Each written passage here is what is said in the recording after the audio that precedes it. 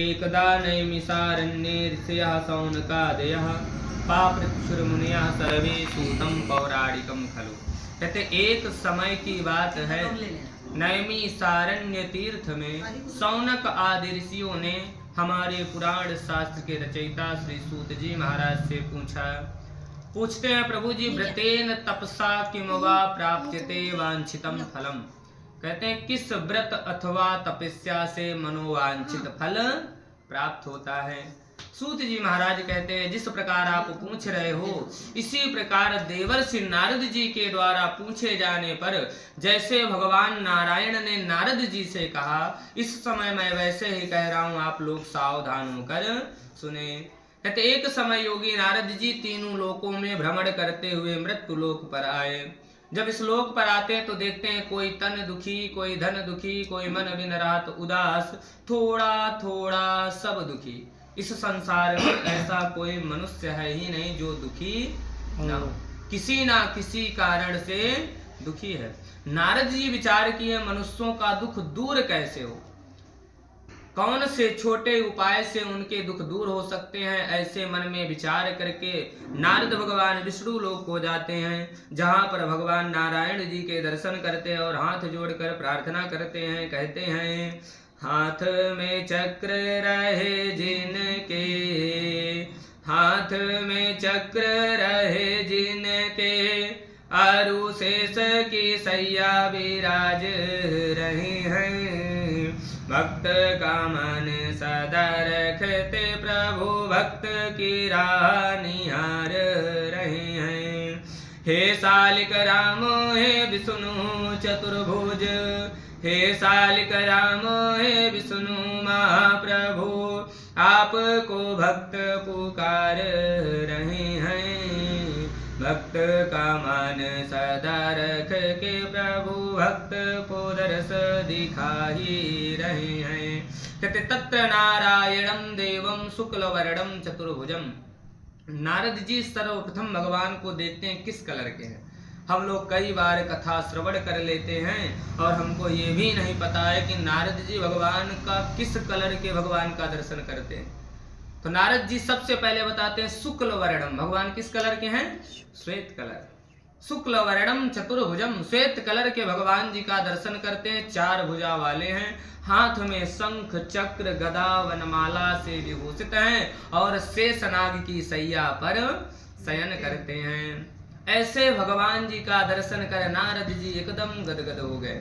भगवान का इतना सुंदर रूप है, इतना सुंदर रूप है कि नर हो, नारी हो, पशु हो, पक्षी हो, कोई भी देख ले तो मुंह हो जाता है। नारद जी महान संत हैं जिनको माया छूती भी नहीं है, पर भगवान नारायण को ज्यों ही देखे त्यों ही मुंह हो गए, केवल नारायण का गुणगान करते हैं।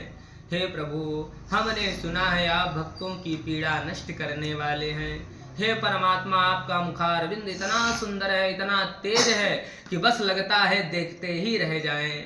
आपके नेत्र ऐसे हैं कि लगता है बस इन नेत्रों में हम डूब जाएं। ऐसे नारायण से अनेकों प्रकार से नारद जी प्रार्थना करते हैं। तब नारद जी कहते हैं प्रभु जी किमर्थमागतोऽसि त्वं किम ते मनसि वर्तते। अरे इतना बड़ाई क्यों कर रहे हैं नारद जी, आप आए किस लिए हैं, आपके मन में है क्या। जब हमारे घर कोई आए, कोई सदस्य आए, आपको निरंतर बड़ाई करने लगे, आहा क्या बताएं क्या सुंदर है, बढ़िया, बड़े शांत स्वभाव के हैं, तो सतर्क हो जाओ। लगता है कुछ याचना करने वाले की सबसे बड़ी यही प्रधानता होती है कि वो जब याचना करने के लिए जाएगा ना, तब एकदम आपसे भाव पूर्वक, विनय पूर्वक, बड़ी विनम्रता से बात करेगा। तब आप समझ जाओ कि जब मीठी मीठी बातें परोसी जाएं कि कुछ ना कुछ लेने जरूर आए।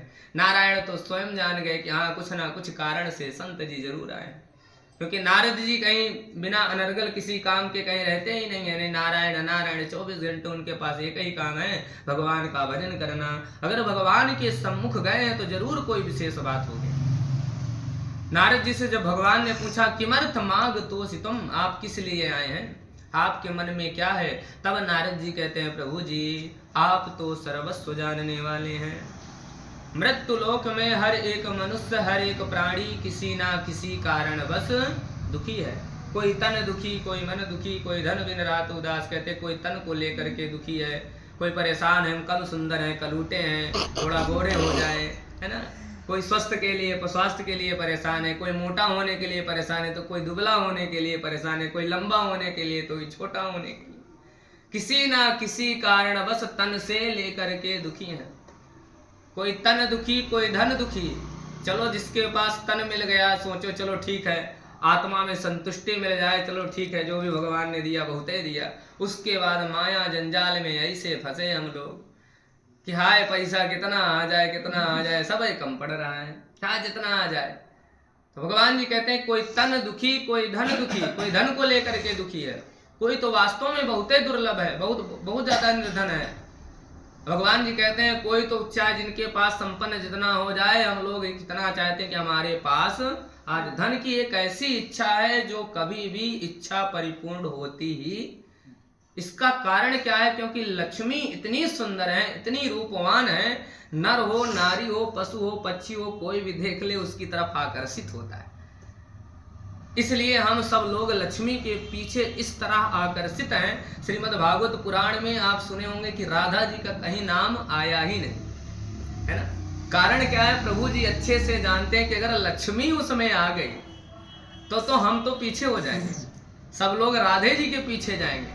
और देख लीजिए जब नाम नहीं आया तब लोग ऐसे राधा जी के पीछे भाग रहे हैं, नाम आ गया होता तब क्या होता।